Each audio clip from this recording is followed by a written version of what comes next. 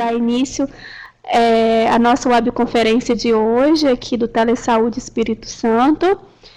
Já vou dizer que estou muito feliz com a participação, né? A gente está vendo aqui vários profissionais participando e equipes também participando de um ponto só. E quando eu vejo essa participação, isso nos motiva ainda mais, porque, como vocês sabem, o Telesaúde e o Teleeducação, que é um serviço do Telesaúde, é feito para vocês, né? A partir das demandas da secretaria, a partir das sugestões de vocês, de temas, né? Então, é importante mesmo que vocês participem, continuem participando. Antes de mais nada, né, para quem não me conhece ainda, alguns de vocês não me conhecem, eu sou Karina Tonini, eu sou professora aqui da Universidade Federal do Espírito Santo, do Departamento de Medicina Social, e eu estou como coordenadora do Teleeducação. O Teleeducação é um serviço do Telesaúde responsável por a capacitação profissional, né, através de cursos, através de webconferências, de materiais educativos, né? Então, quando eu vejo essa participação, é muito gratificante realmente. Não sei se vocês sabem que nós temos um site, né? Aqui vocês podem ver o endereço do site aqui na apresentação, telesaude.ifes.edu.br. Nesse nosso site nós temos a agenda de todas as webconferências que vão ocorrer no mês. Nós já temos a agenda de setembro, né, já programada.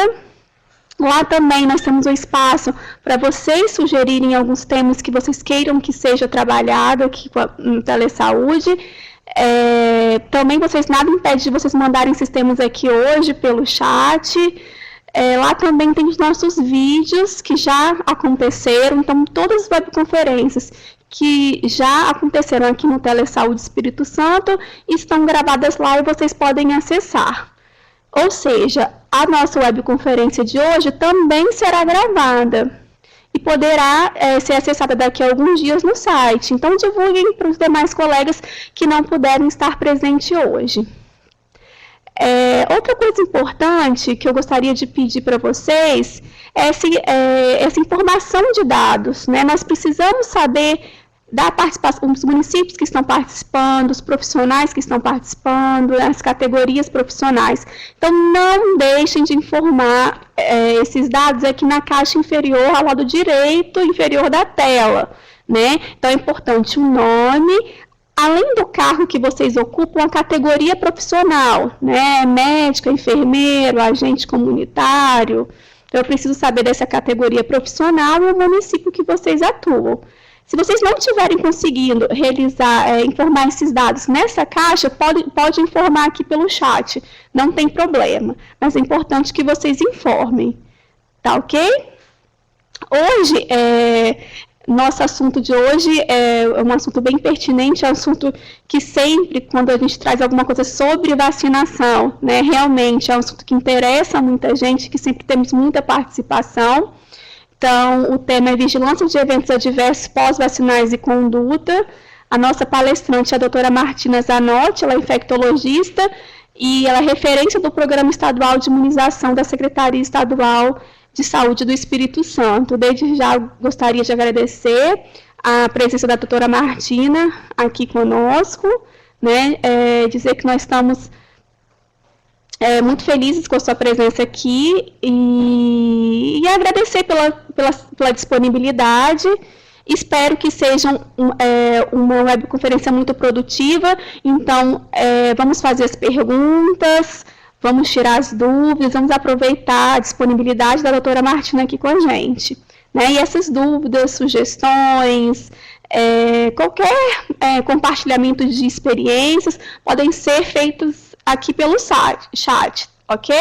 Então, vamos aproveitar esse momento para tornar a nossa webconferência bem produtiva. E a gente vai conversando ao longo aqui da webconferência pelo chat. Então, eu passo a palavra agora para a doutora Martina, para que ela possa iniciar a sua webconferência.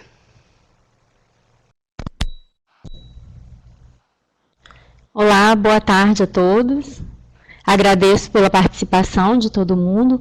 Então, hoje a gente vai conversar um pouquinho sobre os eventos adversos pós-vacinais, né? A importância da vigilância desses eventos e a conduta a ser adotada nesses casos. A gente sabe que as vacinas são um grande avanço, né, em saúde pública, né, com benefício tanto em nível individual quanto no nível coletivo, e elas estão entre os produtos biológicos com maior segurança, eficácia e melhor relação custo-benefício em saúde pública. E para a gente atingir o objetivo da vacinação, que é proteger as pessoas, né, da doença a qual a vacina vai proteger, nós precisamos de vacinas efetivas, seguras e de boa qualidade. A gente sabe que toda vacina pode provocar um evento adverso, nenhuma é isenta totalmente de evento adverso, mas esses eventos, eles geralmente são leves e nem se comparam à gravidade das doenças contra as quais ela vai proteger. O que é um EAPV, então, que é o evento adverso pós-vacinal, né? É qualquer ocorrência médica indesejada após a vacinação, que não necessariamente tem uma relação causal com a vacina, né? Pode ser qualquer evento indesejado, não intencional, sintoma, né? Seja sintoma, doença ou um achado laboratorial anormal. Qualquer coisa que aconteça após a vacina deve ser notificado como um evento adverso para a gente poder notificar, investigar e ver se tem realmente essa relação de causa. Então, só para resumir aqui, vacina, evento adverso é tudo aquilo que tem associação temporal com uma vacina, né? Se a associação, além de temporal, é causal, a gente vai descobrir após a investigação, pela descrição de literatura, pelas experiências prévias que a gente tem. E por quê, né? Por que infelizmente acontecem aí os eventos adversos? Existem os fatores relacionados à própria vacina, que inclui o tipo, seja ela viva, inativada, a cepa da vacina, né? O meio de cultura, o processo de inativação ou atenuação do micro-organismo, os adjuvantes que são usados aí para poder aumentar a potência imunológica, os estabilizadores, né? Substâncias conservadoras, o lote da vacina. Temos os fatores relacionados ao próprio vacinado, né, em relação à idade, o sexo, número de doses, datas das doses anteriores, se já teve algum evento adverso com a vacina previamente, se é portador de alguma doença de base, doença alérgica, autoimune, alguma deficiência imunológica, né, que pode predispor a mais eventos adversos, principalmente quando é feito o uso de vacinas vivas. E temos os fatores relacionados à administração, que inclui as agulhas, seringas, o local da inoculação, né, a via, se é uma vacinação subcutânea, intramuscular, intradérmica. E a gente classifica, né, de acordo com a relação causal dos eventos adversos, então, em reação inerente ao produto, aquele que está ligado diretamente a algum componente da vacina, seja o antígeno mesmo, ou algum conservante que pode causar uma alergia, né, algum conservante, estabilizante ou adjuvante. Temos as reações inerentes à qualidade das vacinas, né, que pode ser por desvio de qualidade, no armazenamento, contaminação de lote, que é mais raro, mas que pode acontecer. Temos os erros de imunização, né, que se deve, assim, às vezes, a uma técnica inadequada de aplicação, uma vacina que era para ser administrada subcutânea que foi feita intramuscular, ou então uma vacina fora da faixa etária recomendada. Temos as reações de ansiedade associada à vacinação, que produz sintomas, né, que às vezes são confundidas como sendo causados pela vacina, mas que são do próprio estado de ansiedade da pessoa, pelo medo de injeção, pelo medo do que pode acontecer. E aqueles eventos coincidentes, que acontecem após a vacina, mas que não necessariamente tem uma relação de causa com a vacina, né? Não uma relação causal, que acontece porque já ia acontecer independente se a pessoa tomou a vacina ou não. Esses eventos coincidentes, eles frequentemente são mal interpretados como sendo causados pela vacina, né? E o que acontece? Nos primeiros anos de vida, é onde as crianças mais tomam vacinas, né? No primeiro ano, então, a criança tem muitas vacinas, são muitas doses para receber. E também é coincidente com o período que o sistema imunológico está desenvolvendo, então eles ficam mais suscetíveis à doença, são crianças que adoecem mais nesse período, e aí coincide, às vezes já está com um vírus ali em incubação, toma vacina e manifesta uma doença, mas que não foi causada pela vacina e que iria se manifestar de qualquer forma se a pessoa também não tivesse tomado a vacina. Os erros de imunização, então, como eu falei, né, devido a um erro de manipulação, preparação, manejo, administração da vacina. E isso é importante porque, assim, aí é uma forma que a gente pode prevenir. Aí está um evento que a gente pode prevenir através de supervisão, né, de capacitação nos serviços de saúde, de melhoria, né, aprimoramento aí das vacinadoras e da nossa vigilância. E, então, os eventos adversos pós-vacinais, felizmente, né, eles são, na grande maioria das vezes, leves, benignos, curta duração, autolimitados. Sempre fundamental a notificação, a investigação para a gente confirmar ou descartar o caso, adotar a conduta adequada, né, e encerrar esse caso.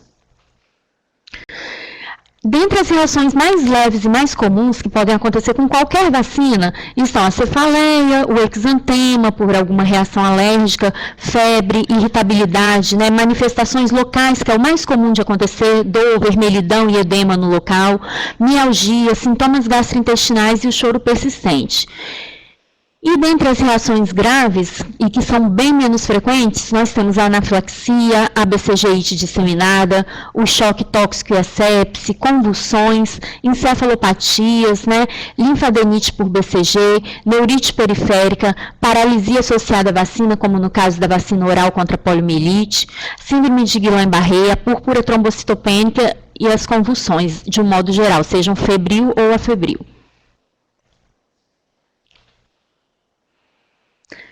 E como que a gente classifica um evento adverso grave? Para a gente considerar grave, né, que são os eventos que exigem uma notificação mais imediata, uma investigação precisa, e para a gente poder tomar conduta, né, do que fazer, se vai continuar a vacina, se não vai, se vai substituir por outra coisa, por outro tipo de vacina. Então, para ser considerado um evento adverso grave, tem que preencher um desses critérios, né? O paciente requer hospitalização por pelo menos 24 horas ou prolongamento de uma hospitalização já existente. Uma vacina que pode causar uma disfunção significativa ou incapacidade persistente, né, como alguma sequela, igual no caso da vacina oral contra a poliomielite, que pode causar paralisia em raríssimos casos, mas que causaria uma sequela, isso é considerado um evento grave. Uma vacina que resulte em anomalia congênita, né? Por exemplo, as vacinas vivas, quando aplicadas na gravidez, que a gente sabe que não pode fazer, tipo a rubéola, né? Causar a síndrome da rubéola congênita, apesar de também ser um evento muito raro, é uma vacina que é contraindicada na gravidez.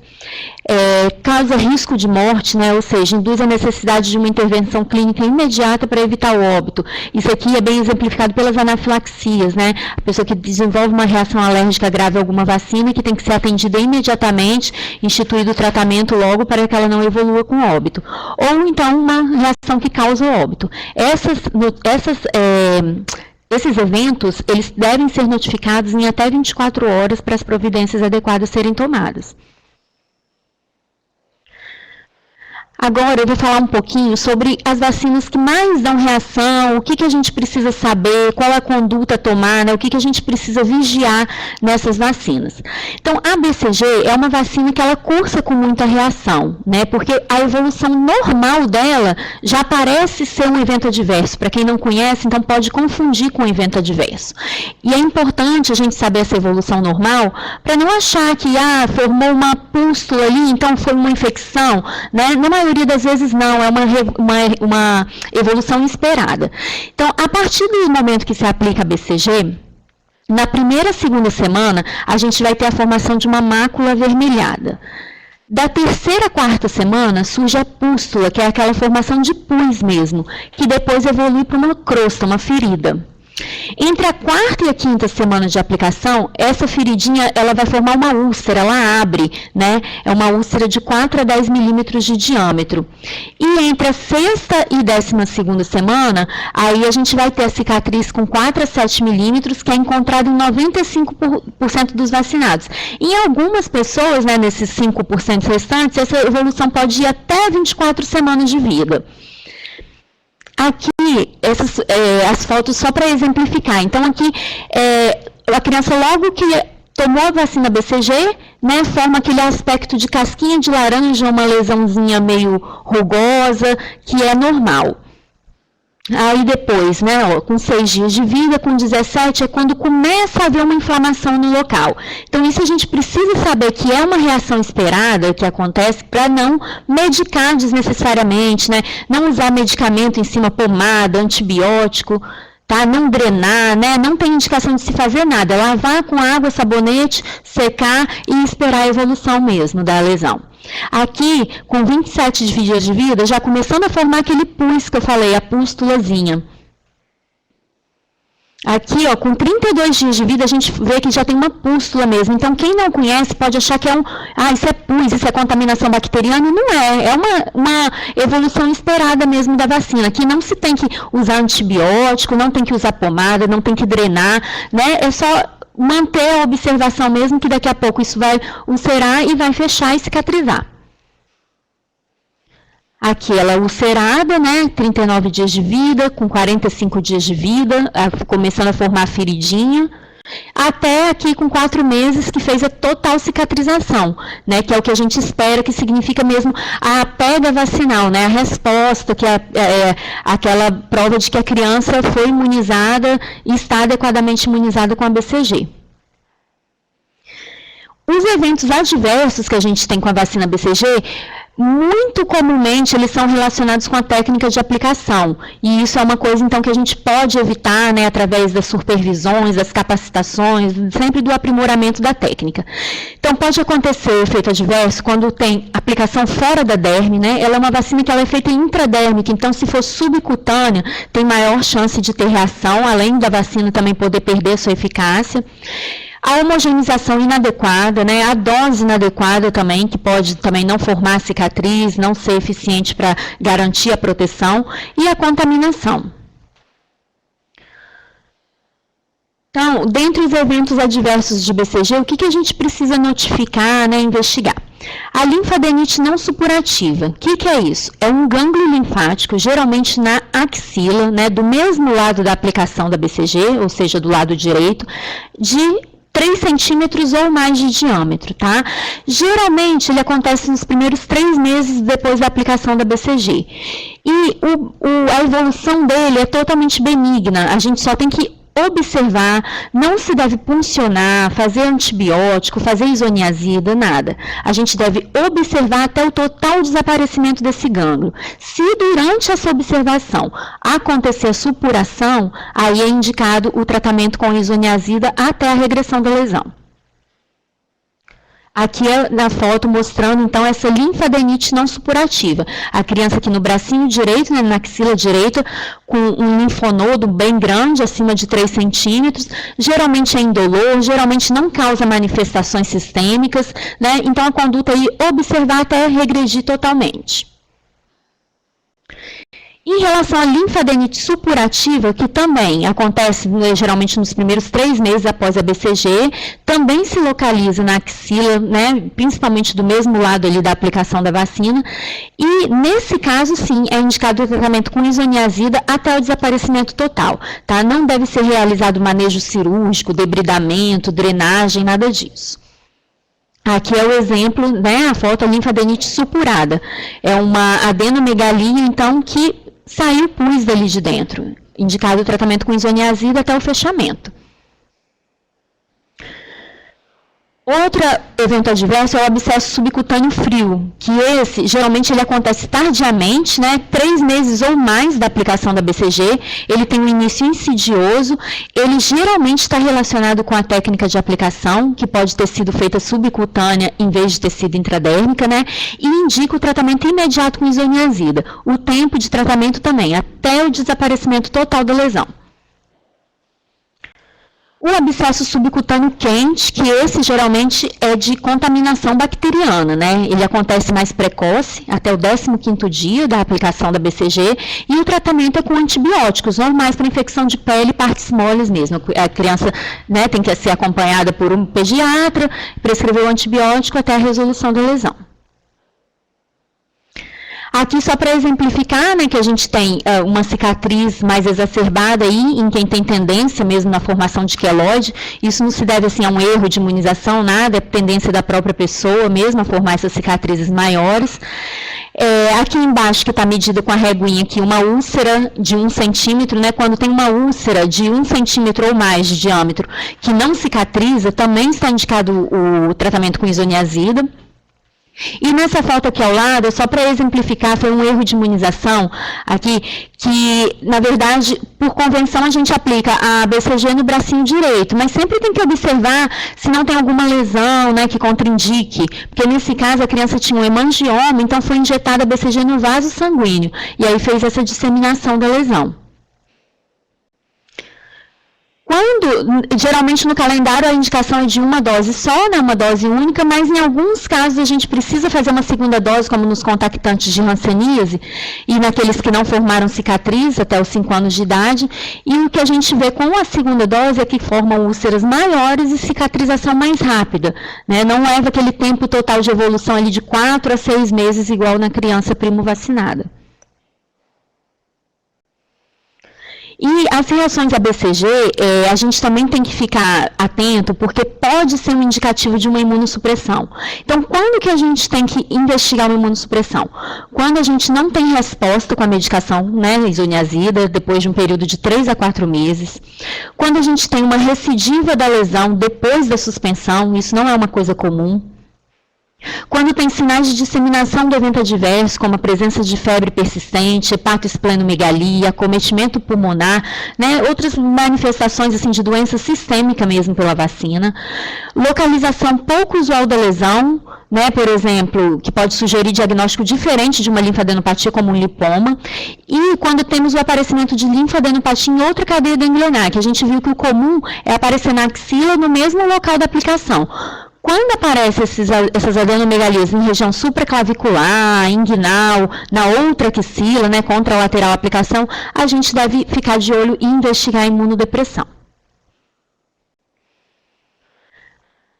Mudando agora para a vacina DTP, né, a tríplice bacteriana e a pentavalente, que é a tríplice bacteriana mais a hemófilos e mais a hepatite B, essa é uma das vacinas mais reatogênicas que a gente tem no calendário, né? Uma vacina altamente efetiva, que previne contra doenças graves, mas que leva um pouquinho mais de reação. Na maioria das vezes também leves, benignas, que não cursam com nenhuma sequela, tá? Dentre as reações, as mais comuns são as reações locais, né? Dor, calor, rubor, vermelhidão, edema no local. Isso acontece em até metade das doses aplicadas. E a causa disso, geralmente, é a ação irritante do alumínio, né, que é usado como adjuvante ali para poder melhorar a resposta da vacina. E pode ser também por algum erro de técnica de aplicação, por exemplo, quando a vacina, né, que é feita para ser intramuscular, ela é feita subcutânea, pode causar uma reação maior também. A gente só deve notificar isso, já que é uma reação esperada, só quando está acontecendo surtos de lote, né? Ou seja, o vacinador está percebendo que com aquele lote da vacina, muito mais gente do que o normal está apresentando essa reação. Então, a gente vai investigar o lote, vai mandar para o Ministério da Saúde para poder fazer, e para o INCQS, né, para poder fazer a análise do lote, ver se tem algum desvio ali que possa estar provocando isso. E o tratamento é à base de antitérmico, analgésico, compressa fria e não contraindica a dose subsequente. A gente vai manter o esquema vacinal da criança normalmente. Febre também é uma reação muito comum, né, principalmente a febre que a gente considera febre baixa, que é abaixo de 39,5. Acontece em até metade das doses também. Geralmente nas primeiras 24 horas, né, e não precisa de notificação. Tratamento com analgésico, antitérmico e mantém o esquema vacinal também. A febre alta, acima de 39,5, é um pouco mais rara, a gente vê em cada uma para 330 doses, geralmente nas primeiras 48 horas após a aplicação, e nesse caso a gente tem que notificar o tratamento como o da febre mesmo, com antitérmico, né, e também vamos manter o esquema. Às vezes, se for uma febre muito alta, em crianças que têm alguma história já de ter febre, de ter convulsão febril e tudo, a gente vai fazer um antitérmico no momento da vacinação, né, mantendo de horário depois da vacinação. Então, essa febre mais alta é só para a gente vigiar mesmo, notificar e vigiar, mas ela não contraindica uma dose posterior da vacina. O choro persistente, que acontece em uma para cada 100 doses aplicadas, né, não se sabe muito bem a causa disso, acredita-se que seja o limiar da dor mesmo da criança, que é um limiar diminuído, e ele se caracteriza por aquele choro agudo, em grito, prolongado, né, que dura de 3 horas, às vezes até 48 horas. Normalmente ele se inicia entre 2 a 8 horas após a aplicação. E apesar de ser assim, meio uma reação assim que a família se assusta muito, a mãe fica muito preocupada, ela é benigna também, ela não cursa com sequelas, né? O tratamento vai ser com sintomáticos, analgésico, antitérmico, vamos notificar essa criança e o esquema fica mantido também, não tem indicação de se suspender o esquema ou de se trocar por outro tipo de vacina. O episódio hipotônico hiporresponsivo é uma causa um pouco mais grave, né? E ele, a causa principal dele, apesar que ele pode acontecer com qualquer vacina intramuscular, mas a causa principal é o componente pertussis celular, né? O componente da coqueluche dessas vacinas. Ele ocorre nas primeiras 48 horas, principalmente nas primeiras 6 horas, e na frequência de 1 para cada 1.750 doses aplicadas. E o que caracteriza esse episódio é aquele início súbito de palidez, diminuição do tônus muscular, né, ausência de resposta a estímulos, cianose, depressão respiratória, sono prolongado e perda da consciência. Então é aquela criança que fica mesmo molinha. A mãe refere como assim, ela não está tendo resposta a nada, chama e ela não acorda, ela não reage. Para a gente classificar esse episódio, a gente tem que ter presente todos esses critérios aqui, de hipotonia, resposta reduzida aos estímulos, palidez ou cianose. Então, muitas vezes a gente recebe a notificação de uma criança que tomou a vacina e ficou só pálida ou cianótica, mas a gente sabe que isso pode acontecer por causa da dor, por causa da febre, da criança chorar muito. Isso não é um episódio hipotônico. Para diagnosticar hipotonia, a criança tem que realmente ficar molinha, né, e com perda de estímulos. Sempre a gente tem que notificar o episódio hipotônico hiporresponsivo, fazer o tratamento com medidas de suporte, que pode incluir oxigênio, hidratação, né? E a conduta é trocar. A gente não vai mais fazer, então, a coqueluche do componente celular. A gente vai trocar para a tríplice acelular, né? Mais a hemófilos monovalente do CRI, né? E a gente, então, recebe essa notificação, encaminha essa notificação para o CRI, e lá eles vão liberar essa vacina especial para essa criança, e fazer a hepatite B, né, porque ela está inclusa na penta, então, para a criança não ficar sem, aí faz a hepatite B monovalente na unidade de saúde. Outro evento com essa vacina também são as convulsões, sejam febris ou afebris, que também a grande causa é o componente pertussis de células inteiras.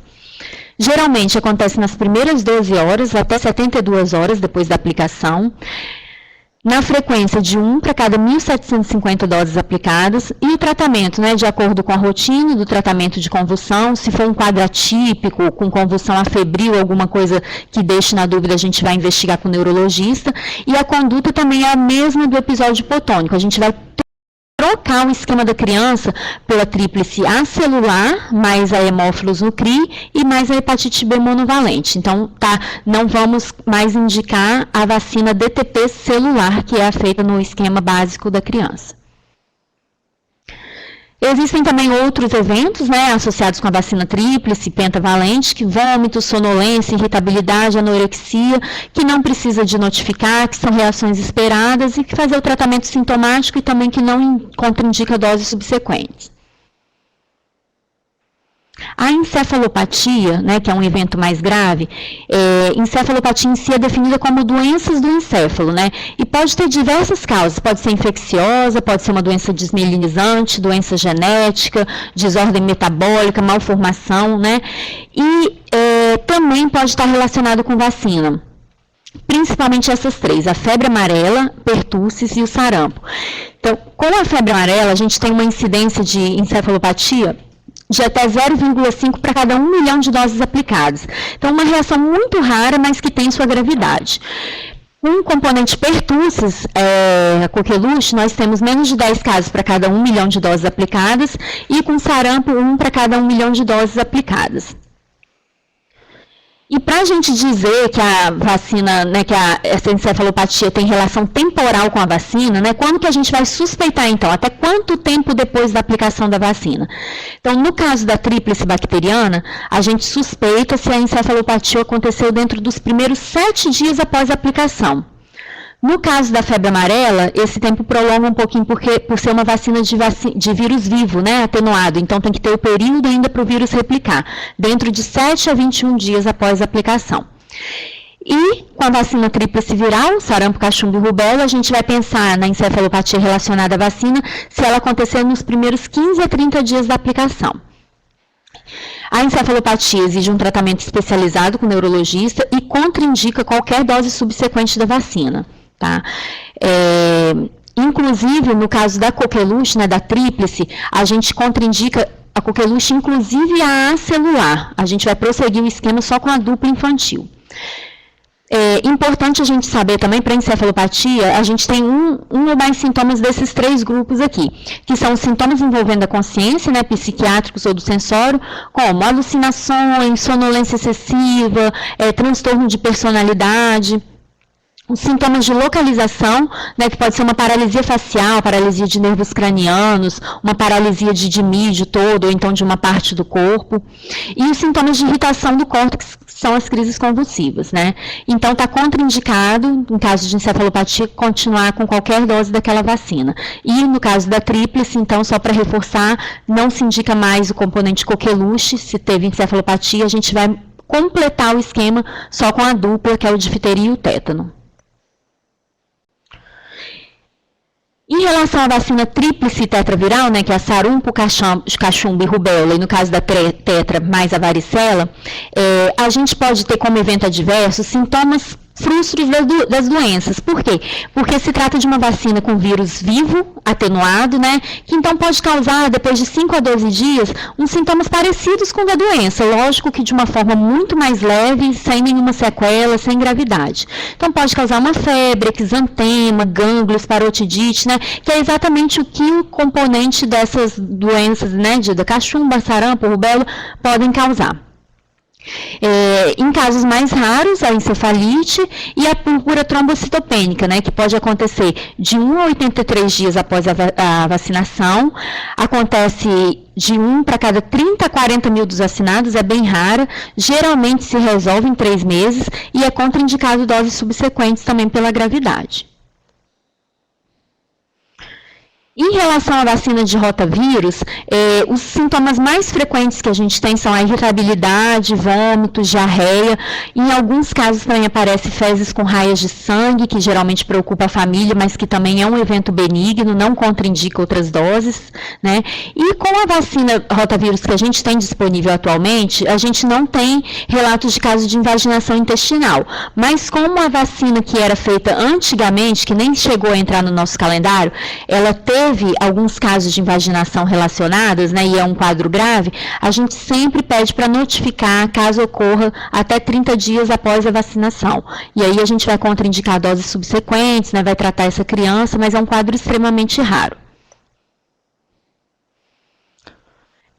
Falando agora da vacina oral contra a poliomielite, né, que é a gotinha, a polio oral, o evento mais temido é a paralisia associada à vacina, porque ela também é uma vacina viva, atenuada, então que pode causar uma poliomielite, né, que é uma doença semelhante mesmo, mas por causa do vírus vacinal. Essa reação é extremamente rara, tá? Ela acontece em mais ou menos 1 para cada 10 milhões de vacinados. E hoje em dia ainda é mais raro, por quê? Porque no nosso calendário foi substituído, desde o segundo semestre de 2012, a polio oral pela polio inativada, que já não tem essa reação. E por que foi substituída? Foi substituída nessas 2 primeiras doses, aos 2 e aos 4 meses de idade, pela vacina inativada, porque nas primeiras doses é que tinha uma incidência maior de poliomielite, né? Com a primeira dose era até 1 para cada 2,5 milhões de vacinados, mesmo, né? Muito raro, mas que podia acontecer. Então, com esse esquema atual que a gente tem, minimiza muito o risco desse acontecimento, mas precisa ser notificado imediatamente, caso aconteça. exige um tratamento especializado, né, e está contraindicado qualquer dose subsequente da vacina. A gente vai completar o esquema aí com a vacina Salk, que é a polio inativada, a VIP. Outra coisa importante também nesses casos de paralisia é que tem que ser feita duas notificações, a notificação tanto do EAPV, né, do evento adverso, como de paralisia flácida aguda, para poder ser colhido, né, fezes para pesquisa do vírus vacinal, para a gente poder confirmar se é isso mesmo que causou. Em relação à vacina de febre amarela, uma das complicações temidas é a doença viscerotrópica, né, que é um quadro grave e semelhante à febre amarela. A febre amarela também, como é uma vacina viva atenuada, ela pode, em raros casos, levar a esses sintomas semelhantes à doença. E aí a gravidade vai desde sintomas leves até um quadro de falência de múltiplos órgãos. Então a pessoa pode ter febre, mal-estar, mialgia, né? Geralmente 3 a 5 dias após a vacinação é que começa esse quadro, e pode se seguir com icterícia, oligúria, comprometimento cardíaco, hemorragias e necrose hepática, falência múltipla de órgão e morte em até 50% dos casos. Descrita tanto em adulto como crianças, né? O risco é extremamente baixo também, é de 0,3 para cada 100 mil doses. Todos os casos relatados até hoje foram em quem recebeu a vacina pela primeira vez, né? E quando acontece isso, é contraindicado doses subsequentes da vacina. Então, nunca mais a pessoa vai receber a vacina febre amarela. Outro evento temido da vacina febre amarela é a doença aguda neurológica, né, como a encefalite pelo vírus vacinal, que costuma surgir de 1 a 4 semanas após a aplicação, se caracteriza com uma dor de cabeça intensa, prolongada, também é extremamente rara, de 0,4 a 0,8 casos para cada 100 mil doses aplicadas, e ela é muito mais comum em idosos que estão recebendo a vacina pela primeira vez na vida, né, os idosos acima de 60 anos. E também é contraindicação para dose subsequente. Uma vez que teve essa reação, a pessoa não vacina mais com a febre amarela. Em relação à anafilaxia, né, que é uma reação alérgica grave, um evento extremamente raro também, pode acontecer com qualquer vacina, porque isso é da predisposição individual, né, da pessoa ter alergia a determinado componente. Então, a frequência é de 1 para cada 1 milhão de vacinados. A gente sempre tem que ficar atento para não confundir a anafilaxia com síncope, né, que a síncope é o desmaio, geralmente causado aí com uma reação emocional, ou causado por uma reação emocional. E a anafilaxia, como ela é um quadro grave, que exige administração de adrenalina, né, isso precisa ser bem diferenciado. Em caso de anafilaxia, qualquer dose subsequente da vacina é totalmente contraindicada. E a reação anafilática, ela pode se dar por vários componentes, né? Pode ser uma reação ao ovo, como na vacina da febre amarela, a gelatina, que é muito comum na vacina tríplice viral e na tetraviral, a lactoalbumina, né? A gente viu alguns casos aí recentes da vacina tríplice viral desse laboratório Serum, que contém a lactoalbumina, de causar reações alérgicas em crianças que têm alergia à proteína do leite de vaca. Pode também ter anafilaxia em relação a antibióticos que são utilizados como conservantes, né, e ao próprio imunógeno. E é importante, então, a gente saber bem caracterizar uma anafilaxia, né, para não confundir com outras coisas, que a anafilaxia é uma doença ameaçadora, um evento ameaçador à vida. Então, para a gente falar que é anafilaxia, a pessoa tem que ter os sintomas dermatológicos, né, de urticária, prurido, rubor, angioedema, os sintomas cardiovasculares de hipotensão, choque, e os respiratórios, sibilância, estridor laríngeo, edema laríngeo. Além desses sintomas que são essenciais para o diagnóstico, também pode ter diarreia, dor abdominal, náuseas e vômitos. Então, a anafilaxia pós-vacinal é contraindicação para doses subsequentes da vacina e para todos os componentes, né? Então, por exemplo, se a criança teve uma reação anafilática com uma tríplice bacteriana, está contraindicado a administração de qualquer um desses componentes, difteria, tétano, coqueluche, porque não tem como a gente saber qual foi o causador disso, né? E quando a pessoa tem um risco aumentado de reação de hipersensibilidade, mas não chega a caracterizar como uma anafilaxia, a gente faz a administração com uma precaução, né? No ambiente hospitalar, um ambiente que a pessoa tem condições de ser atendida caso precise, e às vezes com o uso de antialérgico antes. Aqui, só para diferenciar a síncope, né, da vacinação, que a síncope, então, não tem comprometimento de pele, como tem na anafilaxia, né, aquele exantema, prurido, não tem problemas na respiração, não tem edema de mucosas, né, não tem a taquicardia, que é visto na anafilaxia, e responde quando o paciente se coloca deitado e com as pernas elevadas.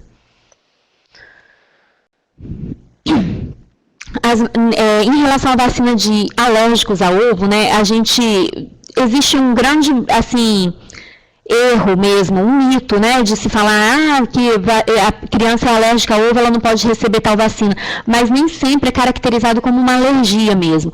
Existem aquelas crianças que têm só intolerância ao ovo, tipo, ela come um ovo, ela sente mal, vomita, né? Isso não é caracterizado uma reação alérgica. Então, quando tem uma reação alérgica ao ovo mesmo, a gente tem que pesquisar. Primeiro, se é uma reação severa ou não. Quando é só uma reação moderada, só uma urticária, a gente vai administrar a vacina com precaução e observar por uns 30 minutos. Quando é uma reação alérgica severa, né, tipo anafilaxia com a alteração dermatológica, cardiovascular e tudo, a gente vai encaminhar para avaliação com o imunologista para ver se vai fazer a dose ou não, porque geralmente se for anafilaxia é totalmente contraindicado. E as vacinas que não podem ser feitas em caso de anafilaxia ao ovo é a vacina da gripe e a vacina febre amarela, somente essas, tá? Existia antes um conceito de que a tríplice viral também não podia, mas isso já foi abandonado. A vacina tríplice viral não é contraindicada em quem tem alergia ao ovo.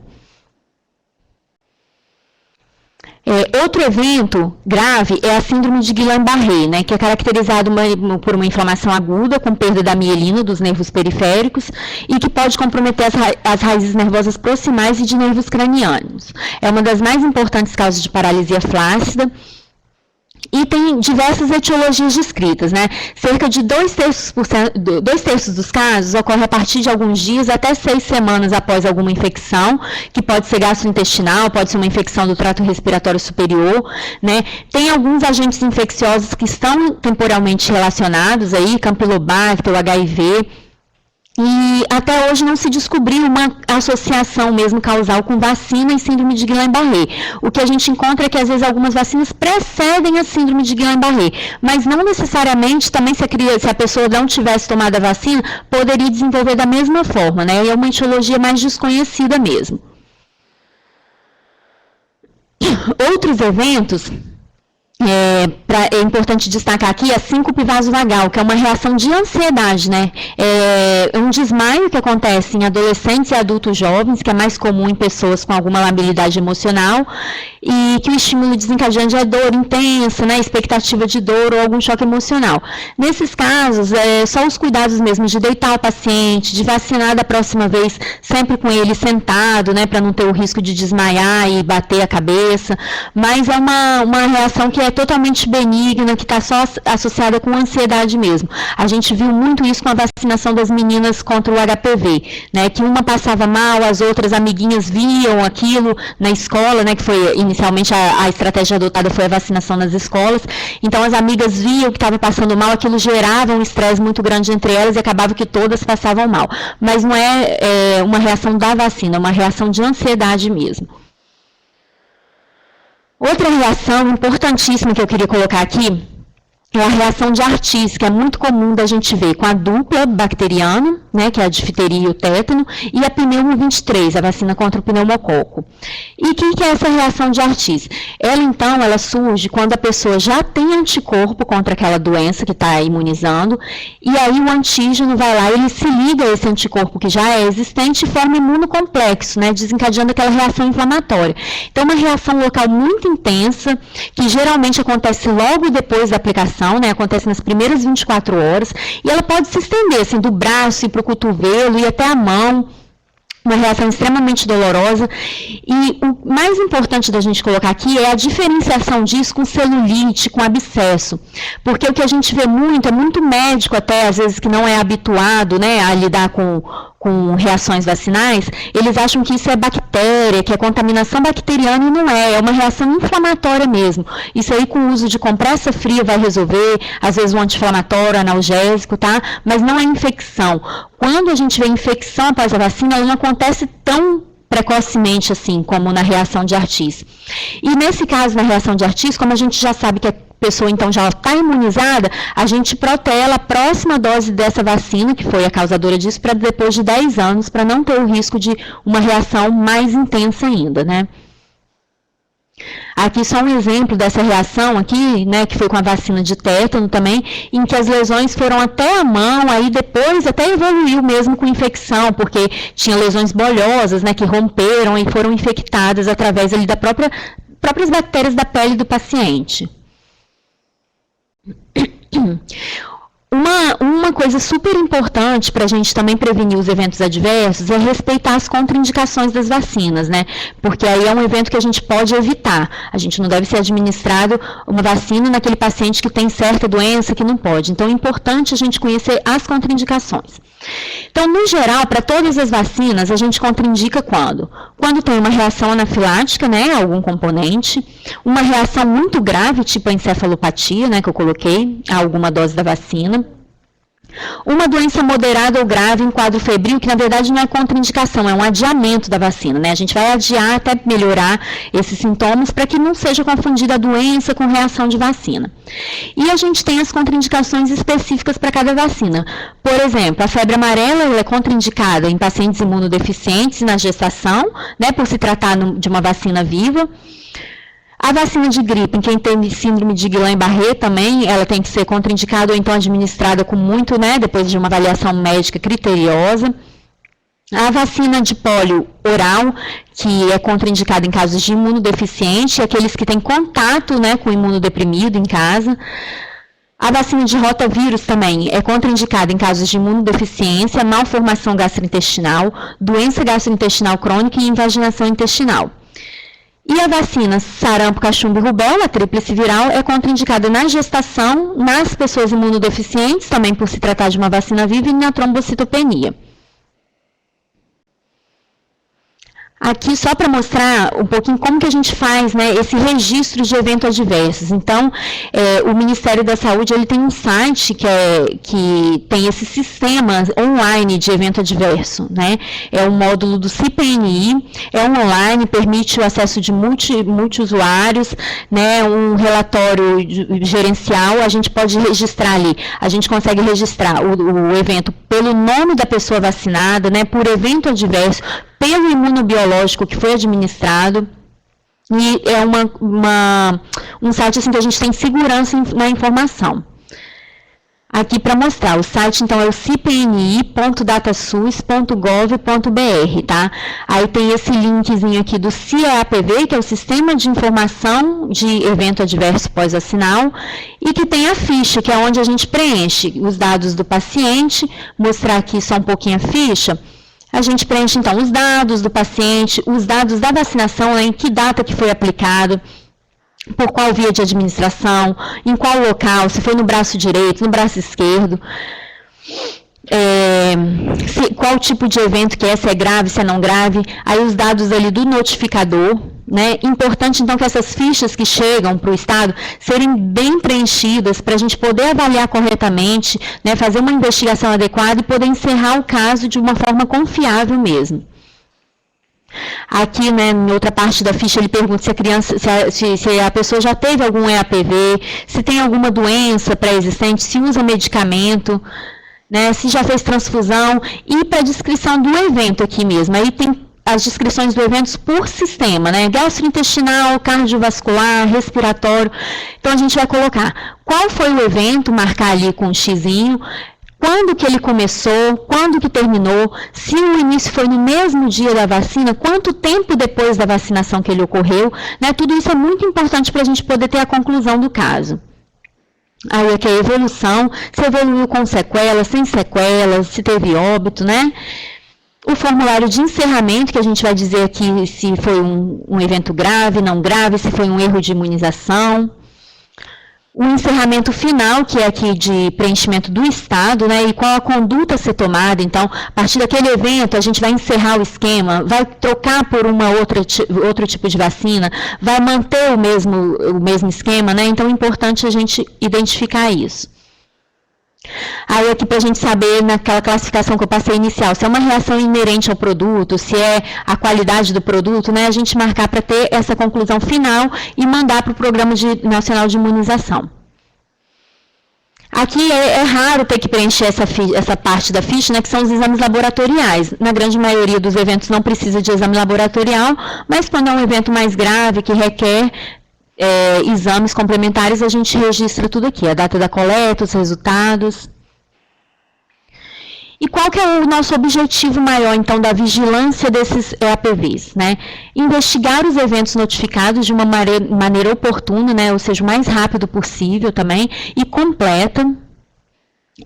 Ter uma resposta rápida para evitar a perda de confiança no serviço de saúde, na vacina, né? Porque é muito fácil, a partir de um evento adverso, gerar todo aquele rumor na comunidade, que a vacina está causando isso, aquilo, que às vezes nem é pela vacina. Então, a gente precisa ter essa resposta para poder passar uma confiança mesmo para a família, para a comunidade. Uma comunicação, né, honesta e transparente, baseada aí nos resultados da investigação. E, no geral, quais são os eventos que a gente precisa, então, notificar? Aqueles eventos mais sérios, né, os que se devem a um erro de imunização, que é onde a gente pode agir ali para poder capacitar a pessoa para não se repetir esses erros. Aqueles eventos que causam uma preocupação significativa nos pais ou na comunidade, né, aqui é muito comum até que a gente viu com a vacina de HPV, que teve os desmaios, que na verdade não foi associada à vacina, mas que gerou um grande pânico aí na comunidade. Aqueles eventos que são inesperados, né, a gente precisa notificar quando a relação com a vacina não é clara, para a gente poder investigar se é a vacina mesmo que está causando. E quando a gente tem uma frequência inesperada em comparação com a experiência comum, né, está tendo então mais casos de tal evento, a gente vai notificar para a gente ver se é o lote, o que está acontecendo. E quando são grupos de eventos, né? Então, quando está acontecendo com determinados lotes, em determinadas faixas etárias, para a gente poder saber de onde está vindo esse problema. E outro evento que a gente sempre notifica também é quando surge uma nova vacina, né? Então, quase que cada ano é incorporado uma vacinação nova ao calendário, a mais recente aí que a gente tem é a hepatite A. Então, como é uma vacina nova, a gente notifica tudo o que aparecer para a gente poder conhecer mesmo quais eventos que a gente está tendo, o que é mais frequente, né? Se é leve, se é grave, qual a conduta a tomar. Então, de conclusão, nós temos que assegurar, né, que a administração de a vacina tem uma imunidade máxima com o mínimo de dano possível e sempre, importante, a gente tem que ter medo das doenças, não das vacinas, porque os efeitos colaterais são mínimos comparados, né, com a gravidade da doença que ela está prevenindo. Muito obrigada pela participação de todos. Nós que agradecemos, doutora Martina, a sua participação, né, as informações super preciosas, os esclarecimentos, que é um tema que gera ainda muitas dúvidas, né, então nós temos que ficar atentos a isso para até proceder de uma maneira adequada, né, de ter as condutas adequadas para cada caso. Nós temos uma pergunta aqui da Michele, aquela referência técnica de imunização de Vila Velha, que é a seguinte: pode ser dado para criança antitérmico antes da aplicação da vacina? No passado era muito recomendado. Depois veio a história que, por exemplo, o paracetamol reduz uma certa porcentagem da eficácia da vacina. Nesses casos, avalia risco-benefício ou não interfere? Então, realmente era muito comum mesmo de se dar analgésico já para prevenir a febre, prevenir a dor após a vacina. Mas sabe-se que tem algumas vacinas, como a vacina contra o pneumococo, né, que se você der o antitérmico, você tem uma queda da imunidade sim da vacina. Então, a gente não recomenda o antitérmico profilático. O que a recomendação, né, do Ministério, do Programa Nacional de Imunização, é você fazer só se a pessoa apresentar febre, apresentar dor. Exceto em alguns casos, igual, por exemplo, uma criança que tem convulsão quando tem febre alta, aí a gente faz o antitérmico no momento da vacinação e mantém depois ele de horário nas primeiras 24 a 48 horas da aplicação da vacina. Tá? Então é isso, é o que você falou, avaliar o risco-benefício mesmo. No geral, não fazer para todo mundo. Ok, eu acho que foi respondida a pergunta, né, Michele? O Leonardo, da Regional de São Mateus, ele faz uma observação que temos que ficar atentos porque na Bahia está surgindo vários casos de síndrome de Guillain-Barré. Pronunciei certo? Sim, né? E estão associados a dengue, chikungunya e zika vírus. E, então é interessante realizar o diagnóstico diferencial para descartar os eventos adversos pós-vacinais. Você gostaria de falar um pouquinho sobre isso, Martina? Com certeza. Assim, o Guillain-Barré, ele não tem uma etiologia muito clara, né? Então, o que a gente vê é que ele geralmente tem um gatilho aí, alguma coisa que precipita, né? Que pode ser ou vacina ou uma infecção viral. E a gente tem visto mesmo. Na Bahia, então, tem visto muita associação do Guillain-Barré com a doença Zika vírus, né? O Zika. É importante, então, a gente poder escolher material, ter diagnóstico disso, porque senão acaba que se coincide com a vacina, tudo vai como culpa da vacina, né? A gente sabe que sempre colocam a culpa na vacina e às vezes não foi isso. E Guillain-Barré, assim, não é comprovado de que ele seja causado nem por esses vírus e nem pela vacina. A gente sabe que tem uma associação temporal, mas é uma doença ainda sem a etiologia definida. É importante sempre se notificar mesmo, investigar, correr atrás do diagnóstico para a gente ter certeza ao contraindicar, né, uma dose da vacina e tudo mais. Mais alguma pergunta, pessoal? Alguma contribuição que vocês queiram compartilhar pelo chat? Vamos aproveitar esse momento de discussão. Vocês podem realizar pelo chat. Mais alguma dúvida? Não?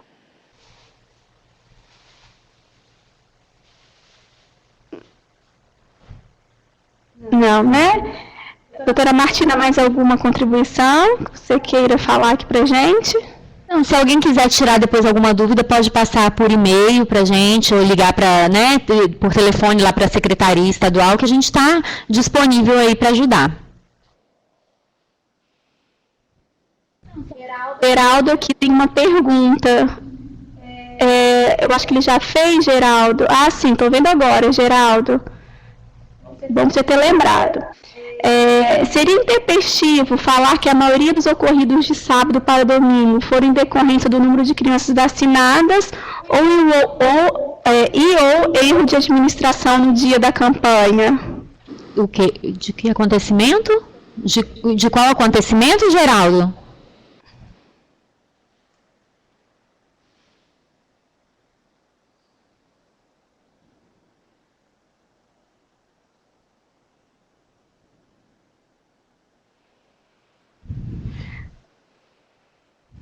A pergunta se refere ao aumento de reações locais com DTP. Tá? Sim, a gente tem visto no Brasil inteiro, tá? Um aumento do número de reação local com a DTP.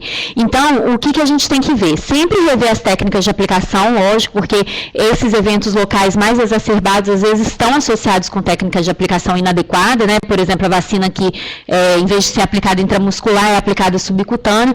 Mas, como é um evento que está ocorrendo no Brasil inteiro, o PNI está identificando, já pegou 2 lotes principais da vacina, que são os mais relacionados, e está investigando, né, através do INCQS, se tem algum desvio aí na qualidade desses produtos, tá? Então, isso a gente vai ter a resposta em breve. Mas, a princípio, é assim, manter o tratamento, mantém a vacina, faz compressa fria, faz um analgésico, e ainda tem estamos em investigação do que está acontecendo com esses lotes. Ok. Mais alguma coisa, pessoal? Mais alguma coisa, doutora Martina? Não, só continuando desse assunto da tríplice bacteriana, a maioria das notificações que estão chegando para mim são com a segunda dose também da DTP, né? Aquele reforço que se faz, o segundo reforço que se faz aos 4 anos de idade. Esse reforço, por si só, ele é mais reatogênico mesmo, tá? Mas, assim, como tem ocorrido um aumento do número de notificações, a gente está investigando, não só o Estado, como o Brasil todo. E a gente vai mandar a resposta disso em breve. Ok.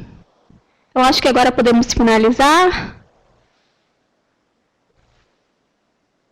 Gente, a apresentação será sim disponibilizada, viu, daqui a alguns dias. Então, ela poderá ser acessada no nosso site, lá em vídeos. Também, se vocês tiverem mais dúvidas a respeito do tema, vocês podem também enviar as teleconsultorias, que é um outro serviço disponibilizado pelo Telesaúde. Tá ok? Então, gostaria de agradecer mais uma vez a presença da doutora Martina aqui conosco. Esperamos contar com você mais vezes aqui, doutora Martina. E agradecer a presença de todos também, dizer que é importante, mais uma vez, a participação de todos. Se vocês quiserem certificado dessa webconferência lá no site, tem um espaço, um link de documentos, e lá vocês vão poder baixar uma planilha de solicitação de certificado de webconferências, tá ok? E aí lá tem todas as instruções como fazer, e nós disponibilizamos o certificado. Lembrando que semana que vem, dia 1º de setembro, nós temos uma webconferência sobre intoxicação por agrotóxicos, também vai ser bem interessante. Então, divulguem para os demais colegas e participem também. Eu acho que agora eu vou encerrar, então. Uma boa tarde a todos.